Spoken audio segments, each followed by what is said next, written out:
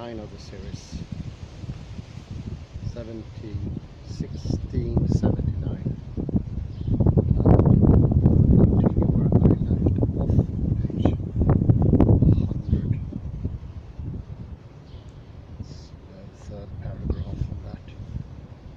So, rather divided page.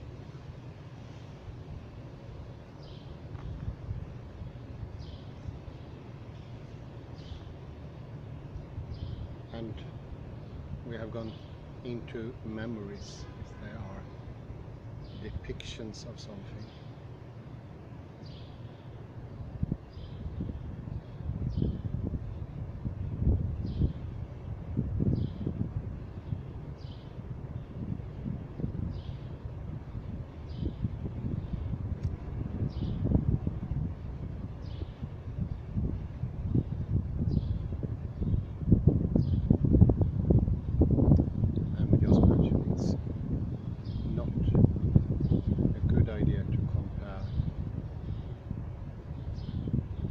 Memory with seeing something.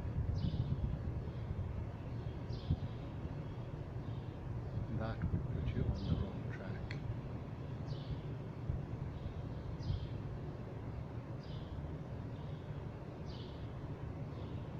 But he also checked here just before it leads to two new problems to evolve. First, what does it mean to say that only memory teaches us what is past?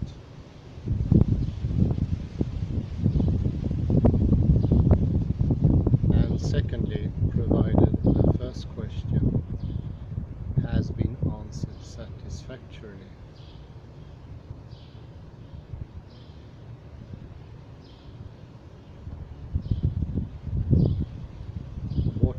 is therefore wrong about the comparison between remembering and seeing into the past.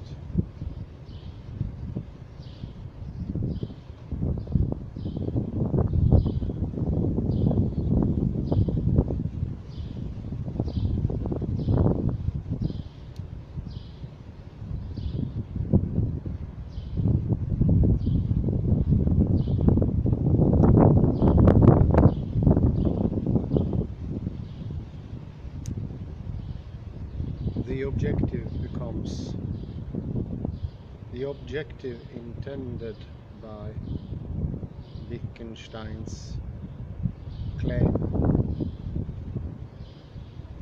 becomes clearer if one takes the remarks following the last quotation into account.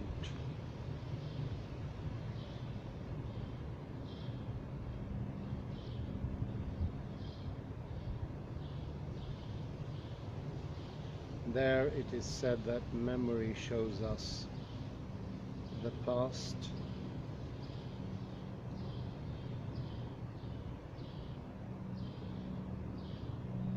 just as little as our senses show us the present, and even if memory talks to us with an inner voice mentioning the date of the relevant memory,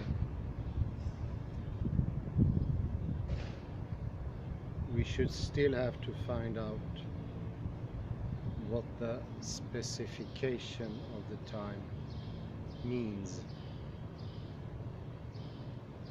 and whether we may rely on it.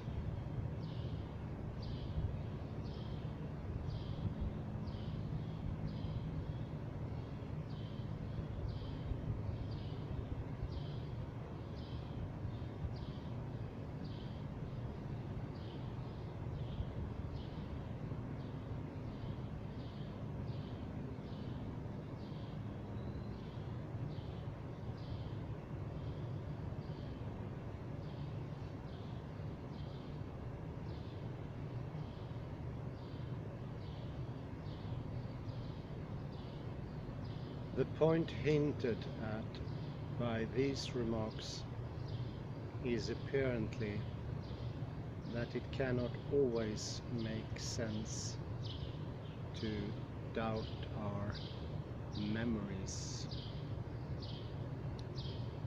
for that would lead to a kind of regress.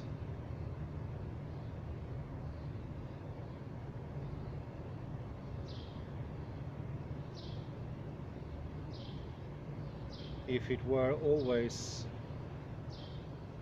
the case that such doubts made sense,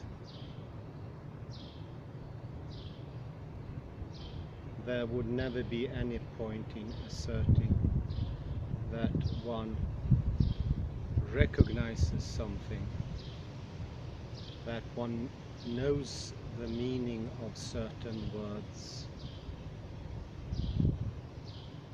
that one knows the sense of a certain gesture, and so on.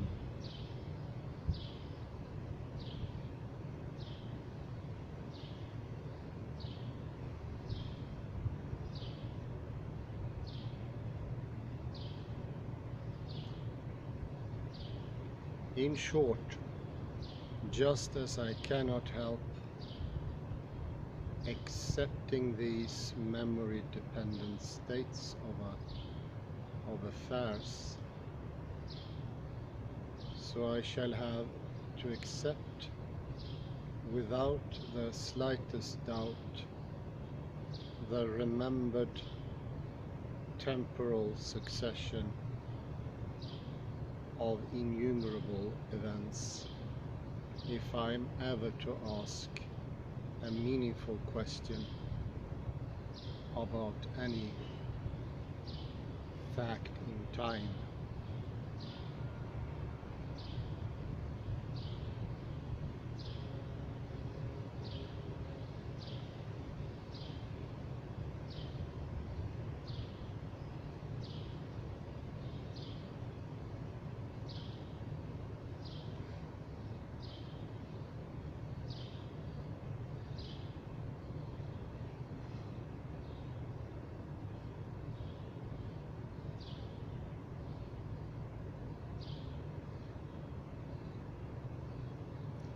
And it is precisely this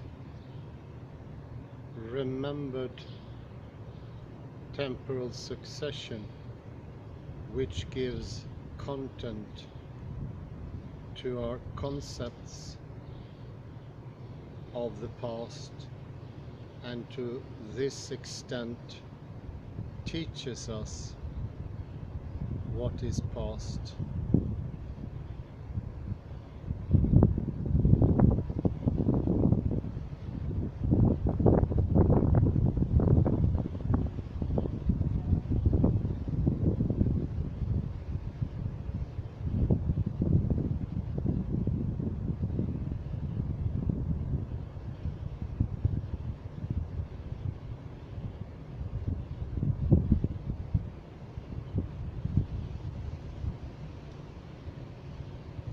Of course, this reasoning does not amount to saying that certain specific memories are certainly or even necessarily true.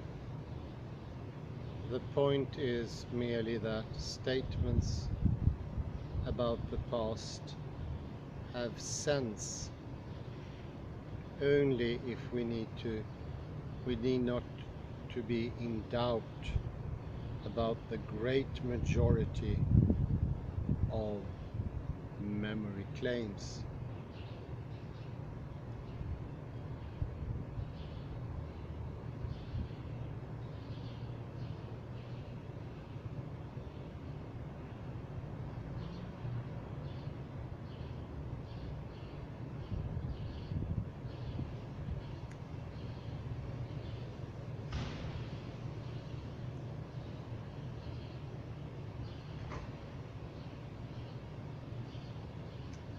This idea is foreshadowed in a conversation Wittgenstein had in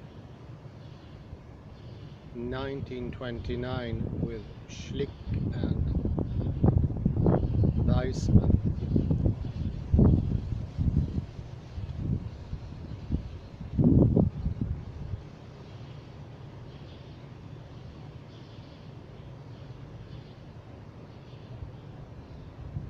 There he distinguished between memory as a source and memories that can be verified in a different way.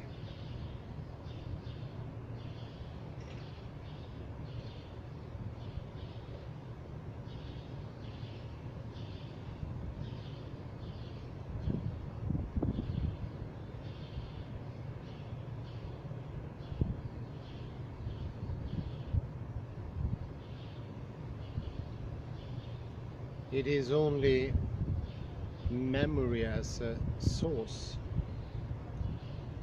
as the origin of our consciousness, of the past, which enables us to confirm memory statements independently of our own memory. For example, through photographs or other kinds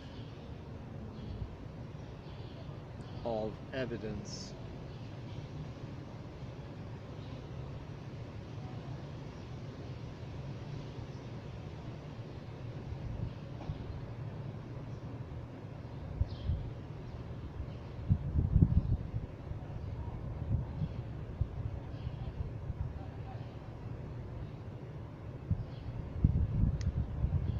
Memory as a source teaches us what is past.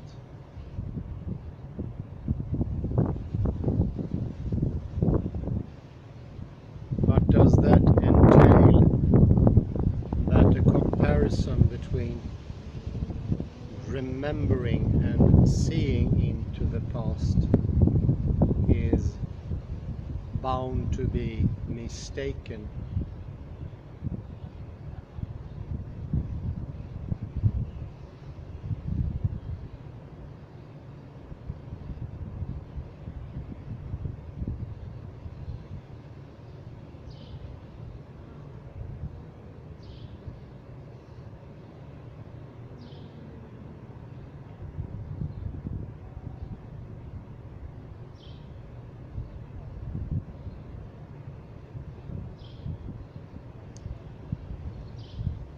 At first one might think that Wittgenstein rejects this comparison for the reason that seeing is not subject to the will, whereas remembering is.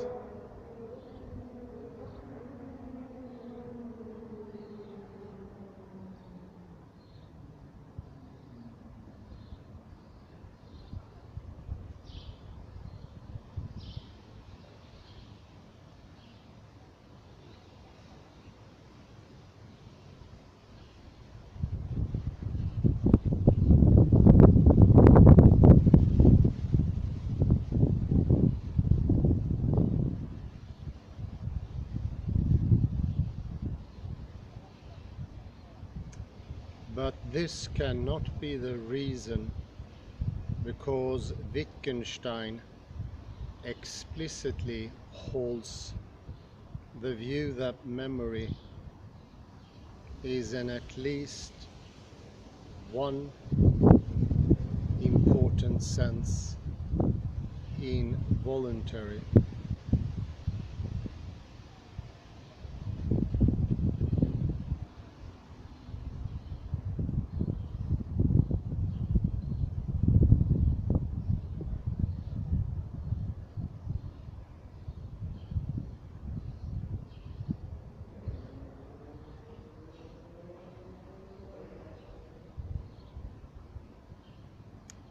it is more likely that this rejection of that comparison is also connected with the idea of memory as a source.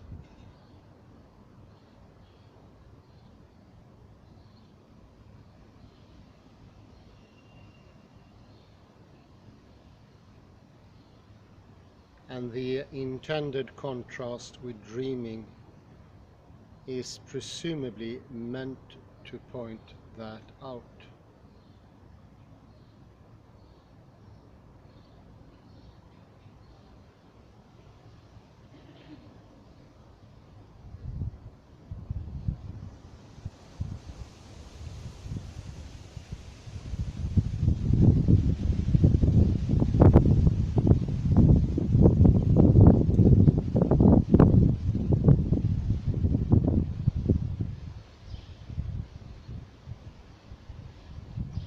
To the extent that a dream presents something past, it is receptive in character. We may have the feeling of being onlookers.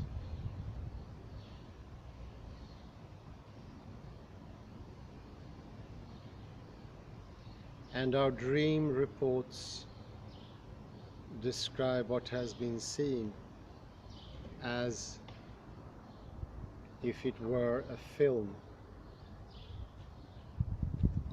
Now,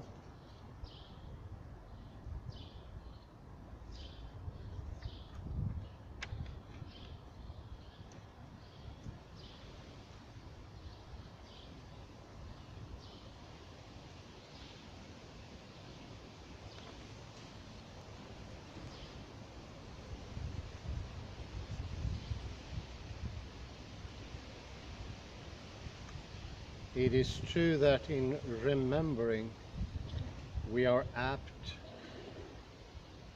to slide into similar way of speaking.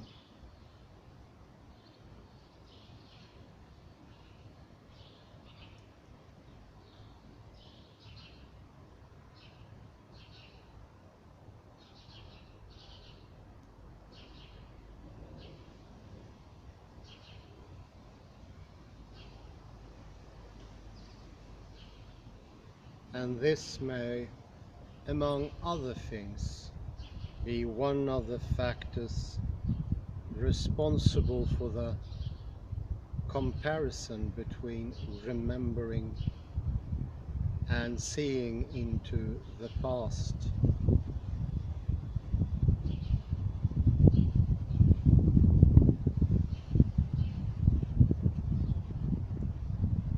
But there are conceptually important differences which are only too easily overlooked.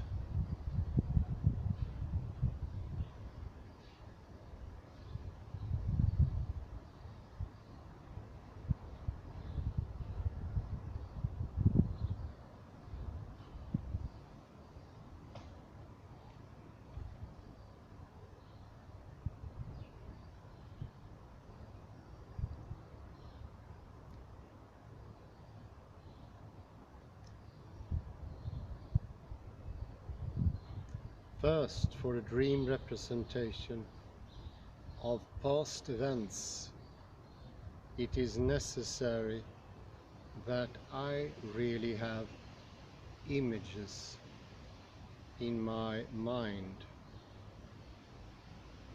whereas memory is, as we have seen, possibly without images, and does, as a matter of fact, get by without such images.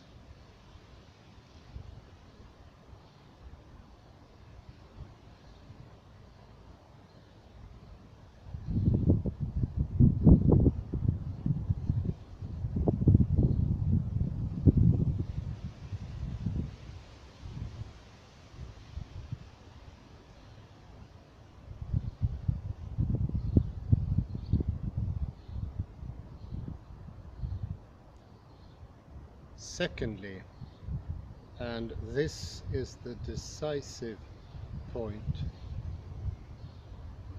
memory is creative in a sense which seeing is not.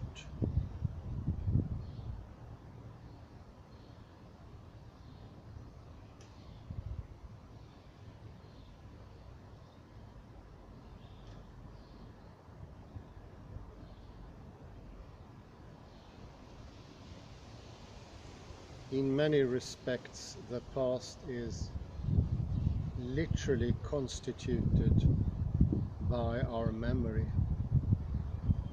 and this is often expressed by saying that memory is the last court of appeal for certain assertions.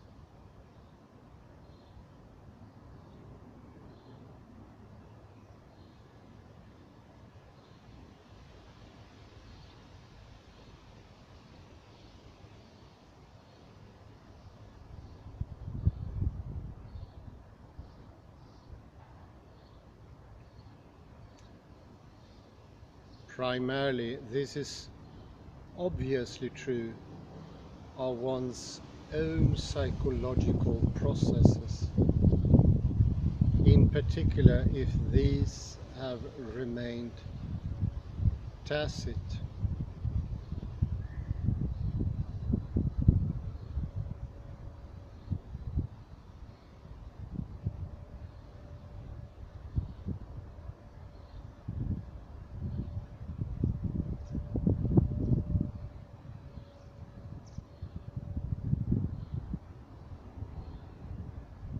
To be sure, it is sometimes possible for another person who has been observing me closely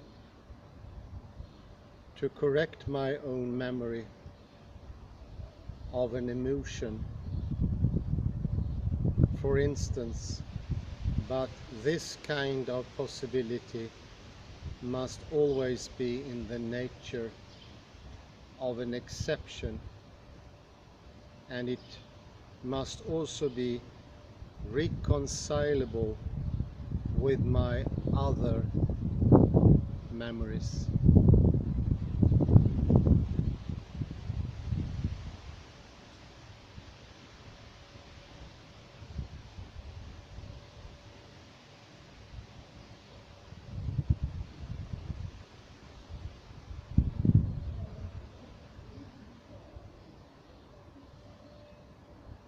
Thus, for example, I may not remember having felt jealous on a certain occasion.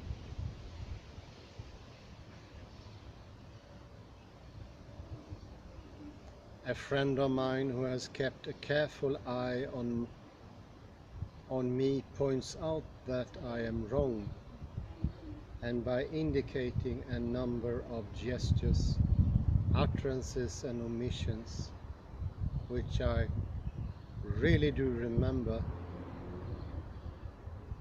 he convinces me that out of vanity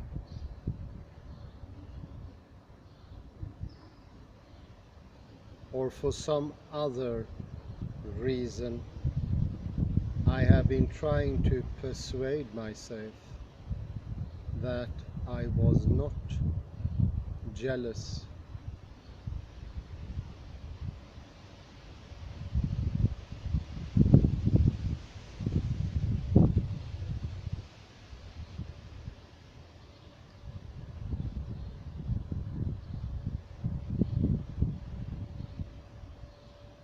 Once I see this, my jealousy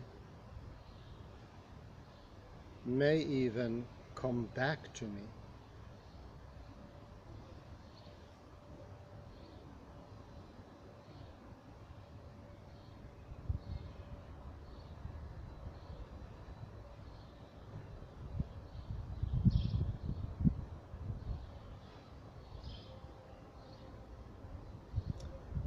But such a correction is bound to remain an exception. Under normal conditions, my memory of my own emotions and sensations, impressions and views is unassailable.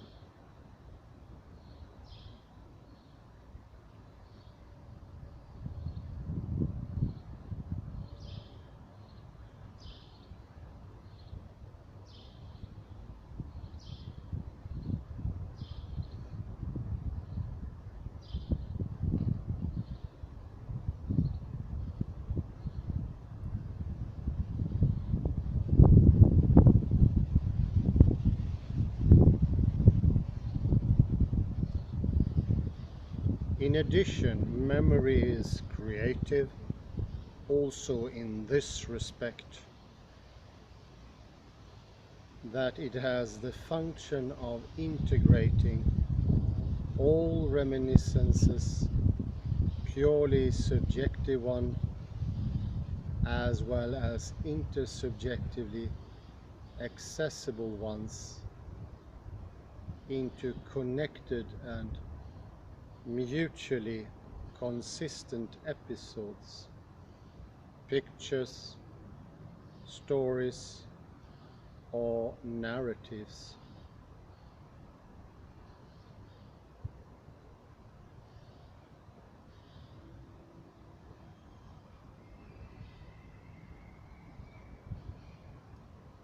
In this sense, I am not a passive beholder of my own memories.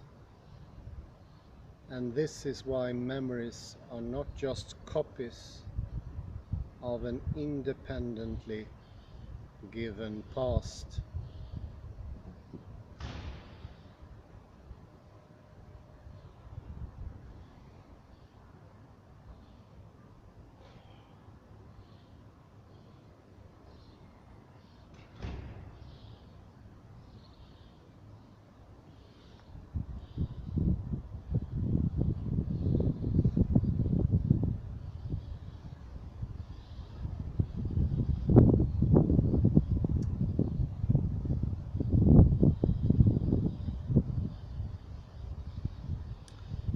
These are Wittgenstein's chief reasons for holding that the comparison between memory and seeing into the past is misguided.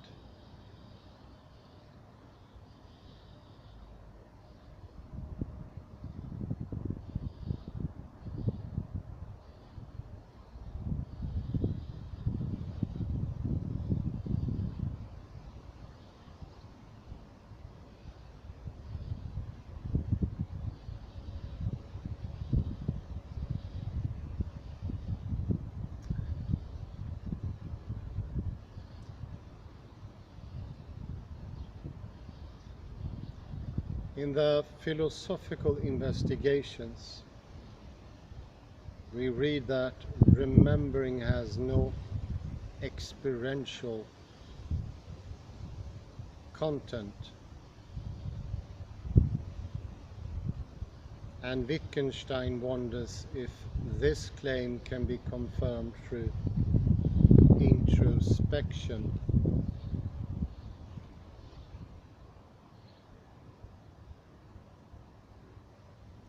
After all, it seems plausible to suppose that the absence of a content can be detected by looking at whether the container in question is empty.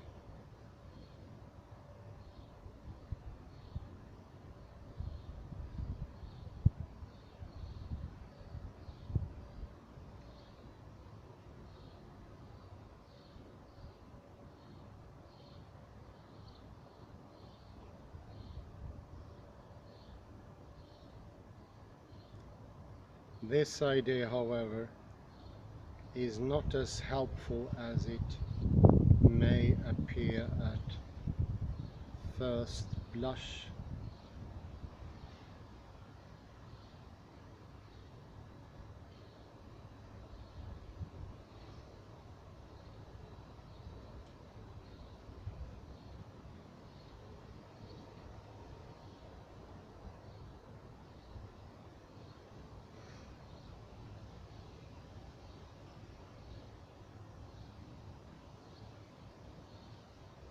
For first, looking by means of introspection will at most permit individual and hence nor general statements about the absence of a certain content.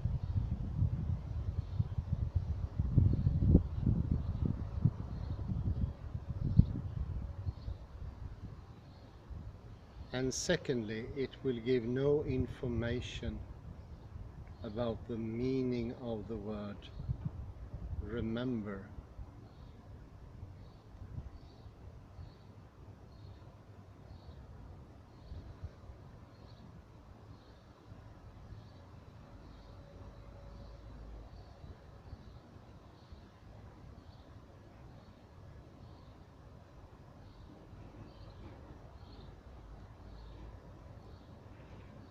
There is no systematic relation between the meaning of that word and introspection.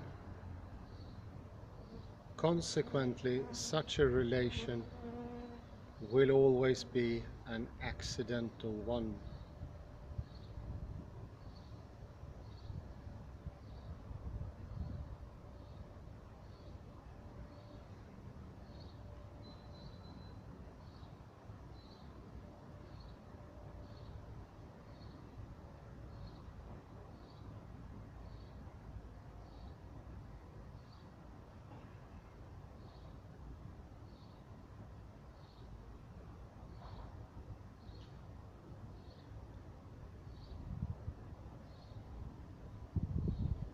Nor is it by any means clear where one might look for a possible content and what might be the possible container whose emptiness could confirm the thesis of the absence of a content.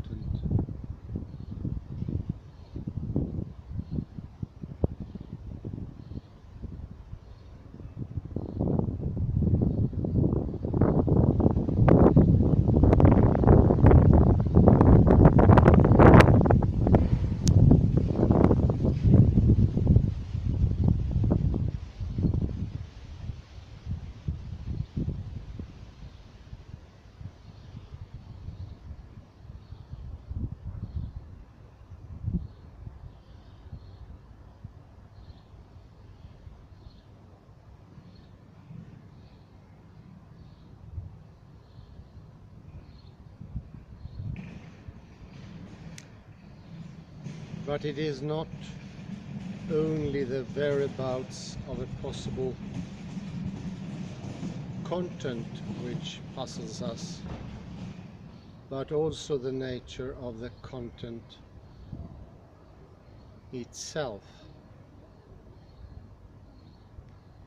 Is a bowl empty if it shows my mirror image? Is a bucket empty if a wind produces whistling noises in it?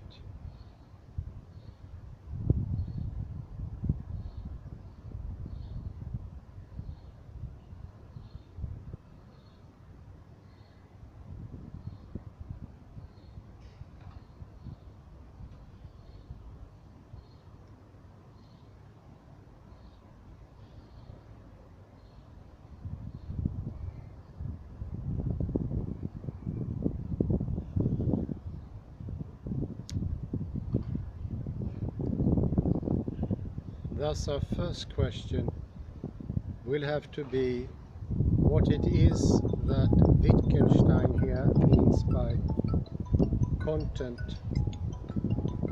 And we must not forget that content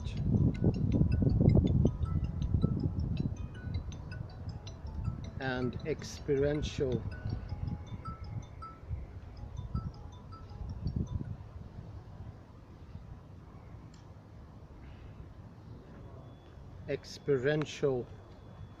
meaning.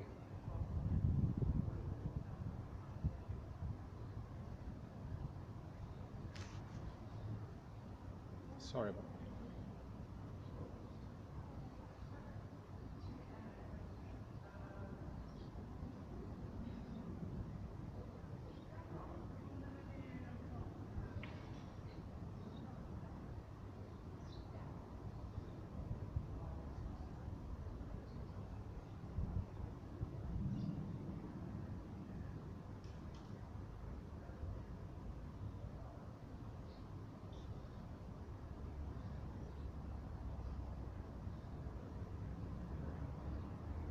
I take that.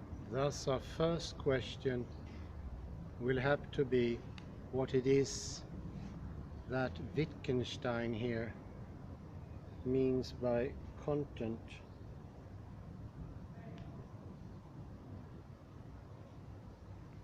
And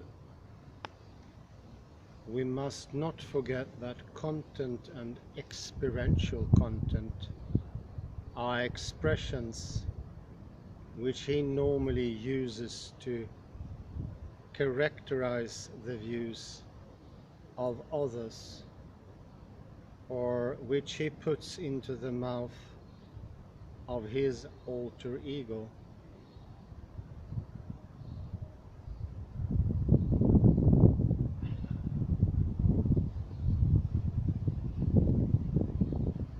For this reason, it's not surprising that the notions used for explanatory purposes tend to be of a kind which Wittgenstein regards with a critical eye.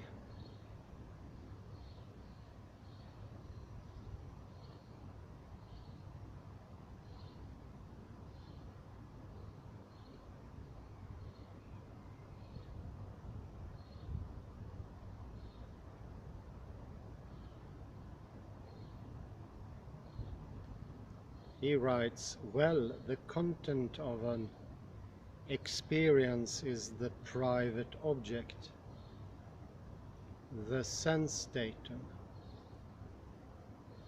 the object that I grasp immediately with the mental eye, ear, etc.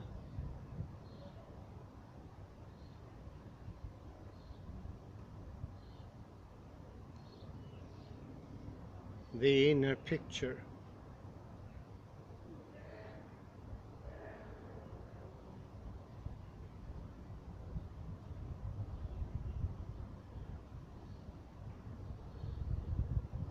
With this, we seem to have returned to those memory images which are really dispensable, although their factual occurrence is not denied.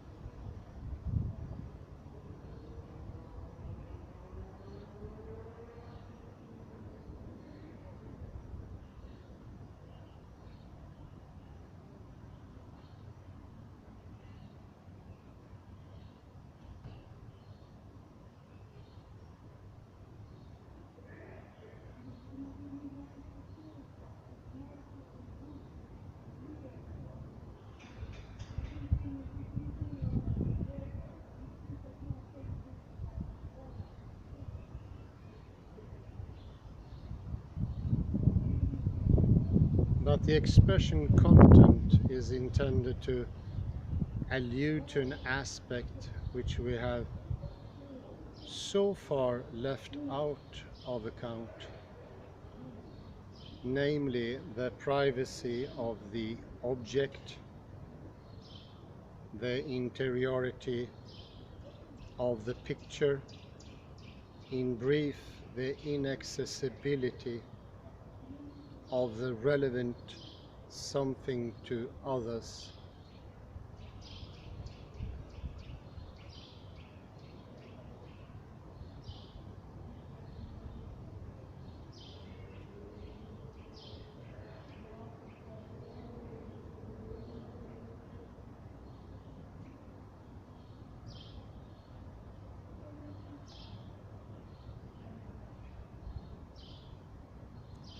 This emphasis on its private, inner, and inaccessible character is, according to Wittgenstein, useless and misleading.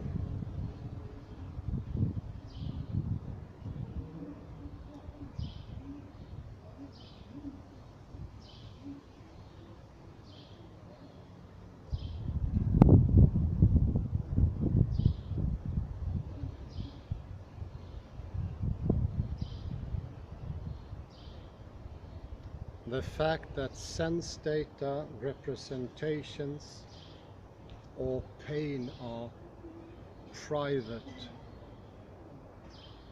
is a grammatical one. The assertion of their privacy will, outside of a context of linguistic training, appear banal to such an extent that one tends not to take it literally and to proceed in the same way as in the case of war is war and similar trivialities, by looking for another meaning.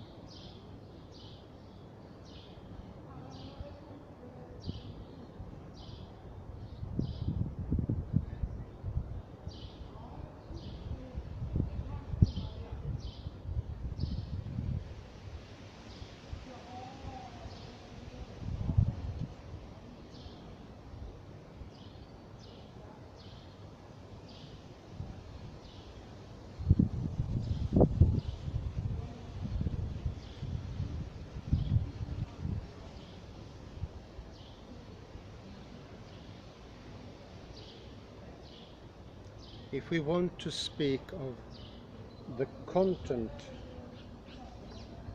of an experience, we mean something with which, while it has a pictorial character, can be seen only by myself and is hence a picture in its subjective meaning, when its purport is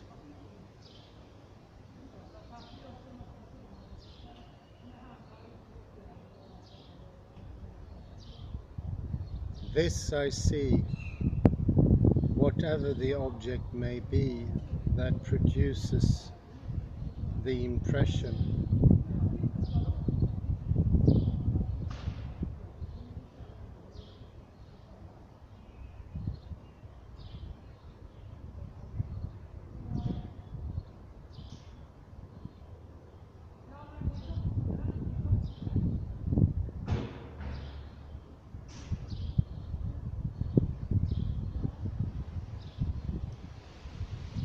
For the experience content is the private object.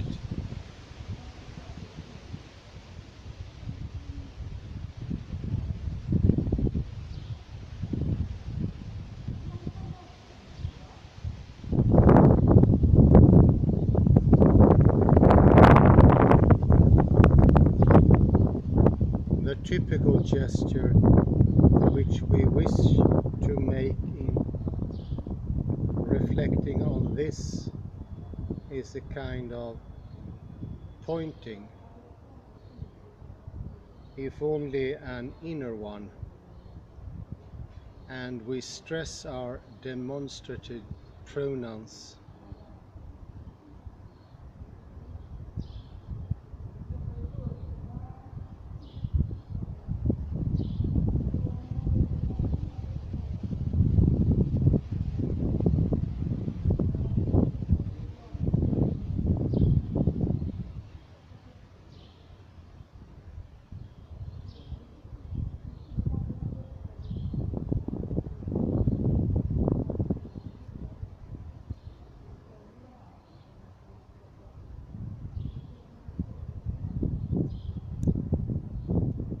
content of experience.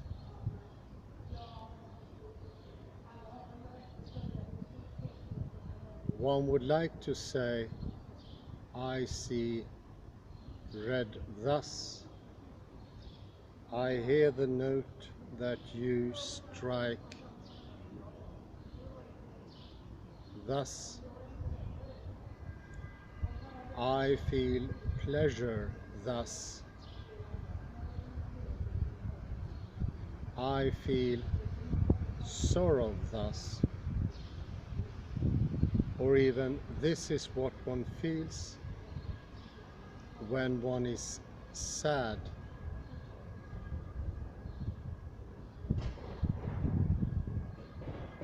This when one is glad, etc.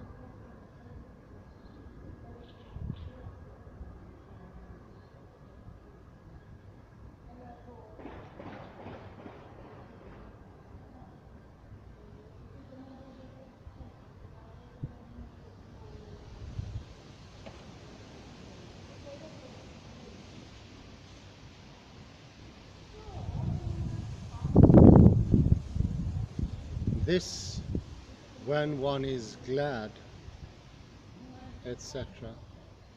One would like to see people, one would like to people a world analogous to the physical one, with these thuses and thises.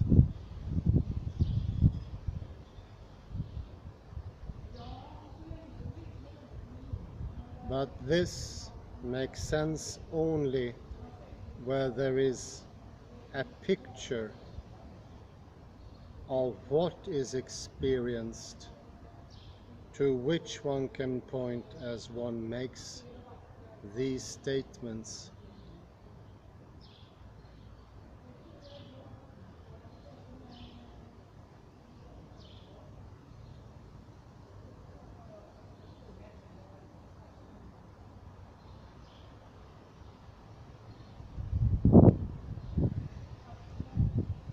Wittgenstein does not claim that it is senseless or false to speak of an inner world.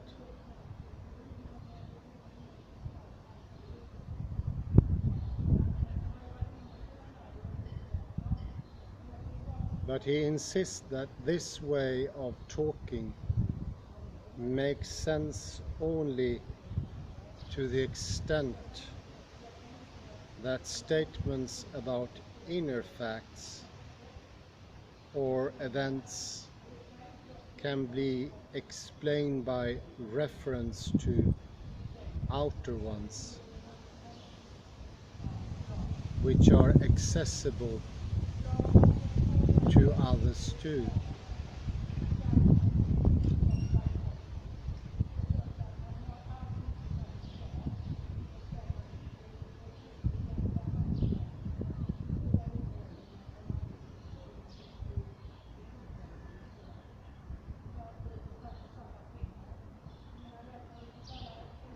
This claim is connected with the extremely complicated chain of reasoning summarized in the formula an inner process stands in need of outward criteria.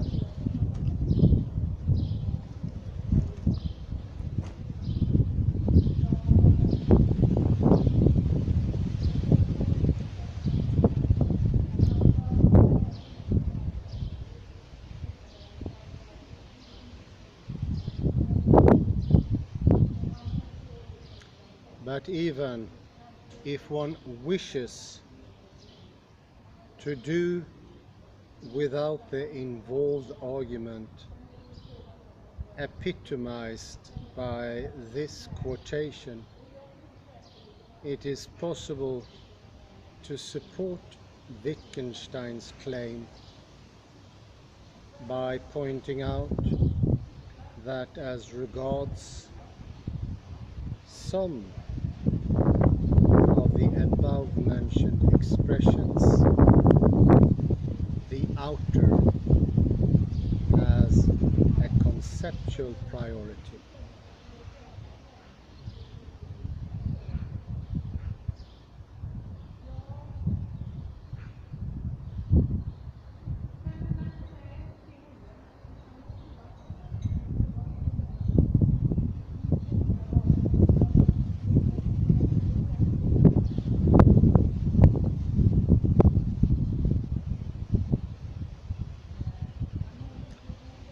The sense we attach to expressions like inner object or inner picture is always a derived one. If our use of these expressions is not to remain unintelligible or purely metaphorical, we must be prepared to explain them by means of demonstrative or linguistic reference to intersubjectively accessible facts.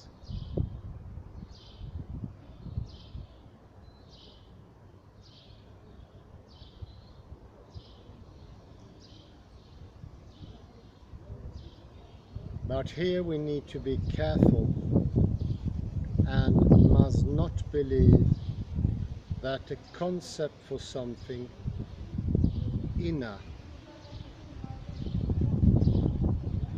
which has been derived from the outer paradigm, is bound to have the same or similar sense as the concept for that which is outer.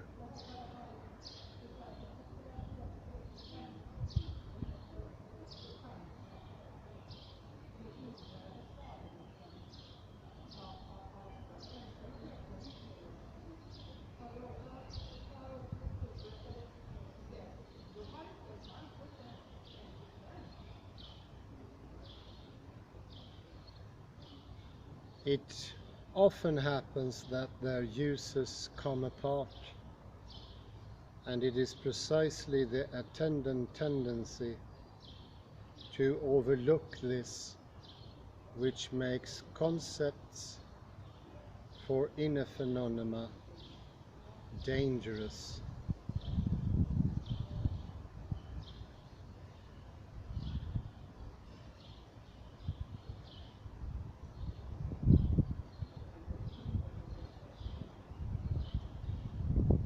The concept of the inner picture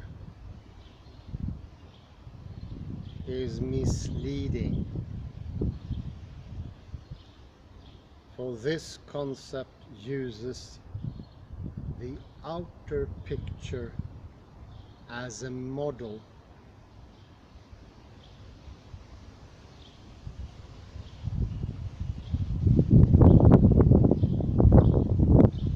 and yet their uses are no more closely related than the uses of numeral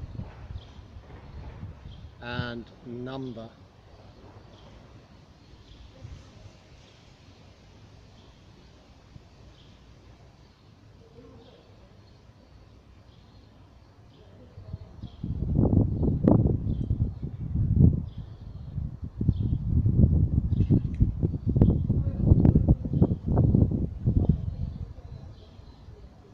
In order to relate these considerations specifically to the concept of memory, we shall think of typical situation involving memories.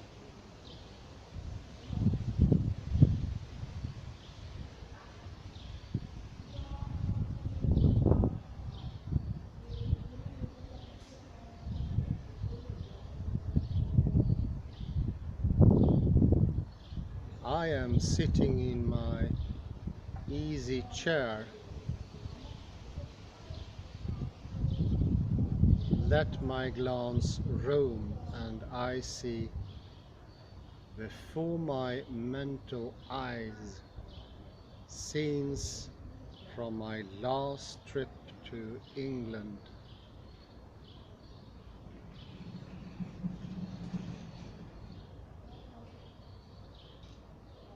These scenes become blurred and are replaced by new impressions.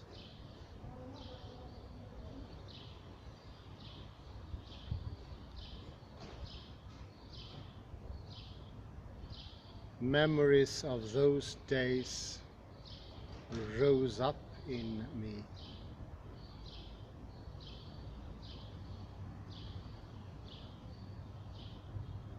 Here I am inclined to speak of a content of the experience.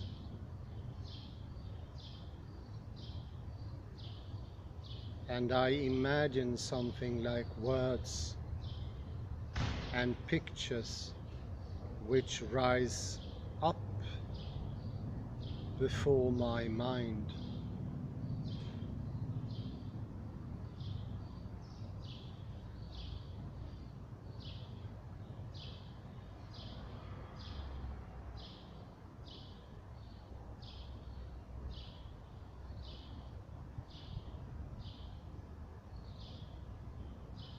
Here we need not deny that what I am seeing is a kind of inner film, and the fact that I utter a sentence of the type of memories of those days rose up in me is a criterion of there being images of such scenes in my mind.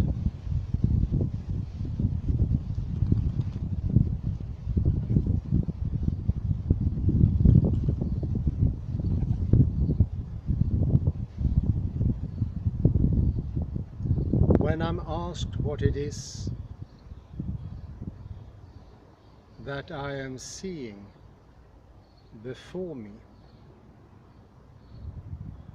I shall by no means try to make justice in the direction of my inside.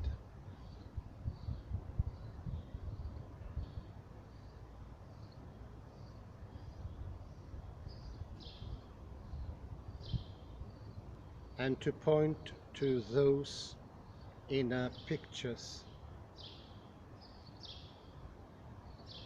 No, I shall describe what I have seen by means of words or by making a drawing.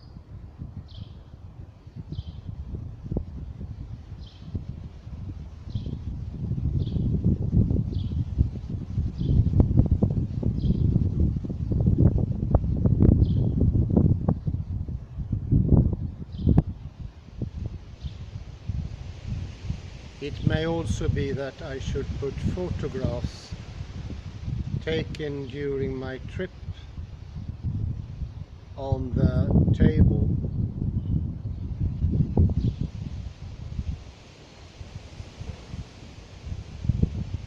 or that I shall reach for an illustrated book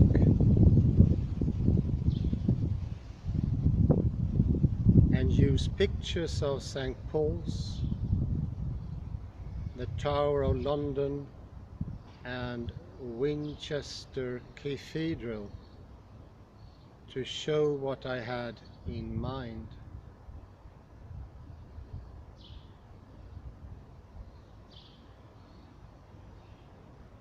Now, the alleged content of my memories. I have to end there. say thank you very much for your patience. Have a pleasant morning, day or night.